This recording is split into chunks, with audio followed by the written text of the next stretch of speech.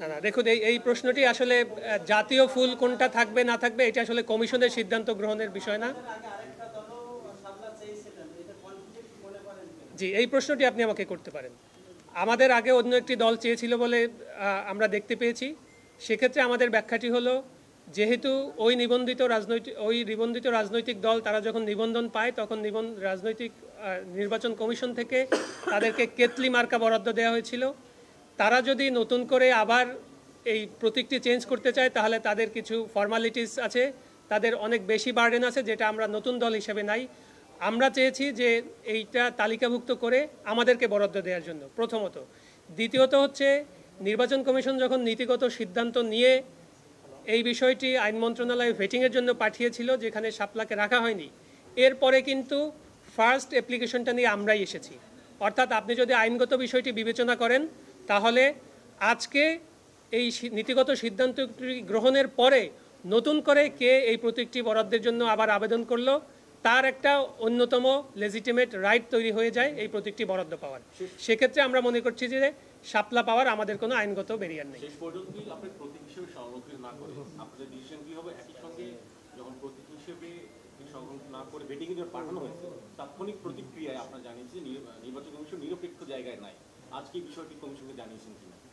আচ্ছা, নির্বাচন কমিশন তো একটা সাংবিধানিক প্রতিষ্ঠান, আপনারা জানেন। আমরা কখনোই কোনো প্রতিষ্ঠানকে চ্যালেঞ্জ করি না। আমরা প্রতিষ্ঠানের কাজগুলোকে সবসময় চ্যালেঞ্জের ভিতরে রাখতে চাই, এবং এটা একটা গণতান্ত্রিক পরিবেশে এটা একটা জবাবদিহিতারও জায়গা, যে কোনো সময় যে কোনো সাংবিধানিক প্রতিষ্ঠান বা যে কোনো বিধিবদ্ধ প্রতিষ্ঠানকে একটা জবাবদিহিতার মধ্যে রাখতে হয়।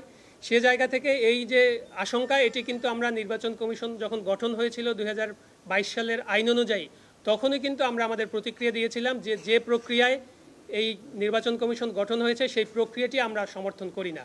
সেই অবস্থান আমাদের এখনও বর্তমান আছে, এবং আপনারা জানেন যে আমরা ঐক্যমত্য কমিশনের যে সংস্কার প্রস্তাবগুলো নিয়ে আলোচনা হচ্ছে, সেখানেও নির্বাচন কমিশন সহ অন্যান্য সাংবিধানিক প্রতিষ্ঠানের নিয়োগগুলো যাতে স্বচ্ছ এবং সুন্দরভাবে হয়, সেখানে কিন্তু আমাদের আলাদা প্রস্তাবনা আছে, এবং সেটার জন্য আমরা কথা বলছি।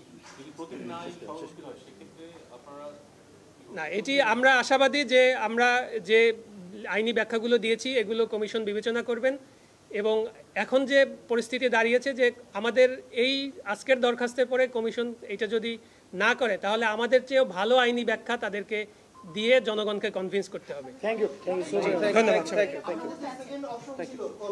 Thank you so much. আমাদের শাপলা ছাড়া অন্য কোনো অপশন নাই। ভাই আপনার একটা প্রশ্ন ছিল, বারবার ভাই আপনি একটু বলে দিয়েছেন, একটা সেকেন্ড যে একটা সেকেন্ড না, এই মাইক্রোফোন ক্যামেরা আছে। আচ্ছা শুনেন, প্রশ্ন পছন্দ আচ্ছা যে কথাটা বললেন অপশন নাই, প্লিজ একটা প্রশ্ন, লাস্ট প্রশ্ন আপনি বলেন না ভাই, আপনি মাইক্রোফোনের সামনে আসেন, জাস্ট একটা প্রশ্ন প্লিজ। আমার প্রশ্নটা আসেন, একটা আসেন, আসেন, আপনি না আসলে ভালো লাগে না, আসেন। বিষয়ে সাফল্য প্রতীক না পেলে কি হবে যেটা বললেন একটা বিষয়, আর আপনি সেই দাবির মধ্যে এখন আছেন কিনা? ইসি পুনর্গঠন বিষয়ে প্ল্যান বি নাই?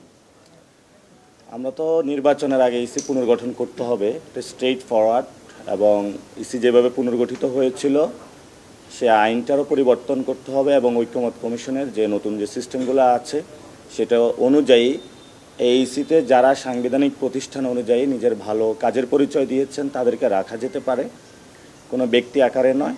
কিন্তু ইসি পুনর্গঠন করবে অনেকে তাদের ব্যক্তি জায়গা থেকে একটা দলীয় মুখপাত্র হিসাবে কাজ করছেন। 2 নম্বর জিনিস হলো, আমাদের শাপলার কোনো বিকল্প অপশন নাই, কারণ লিগ্যাল ওয়েতে আমরা দেখেছি আইনগতভাবে শাপলা পেতে আমাদের কোনো বাধা নেই। যদি বাধা দেওয়া হয় সেটা আমরা রাজনৈতিকভাবে লড়াই করব। ধন্যবাদ। আপনি যেটা পাওয়ার পাই গেছে।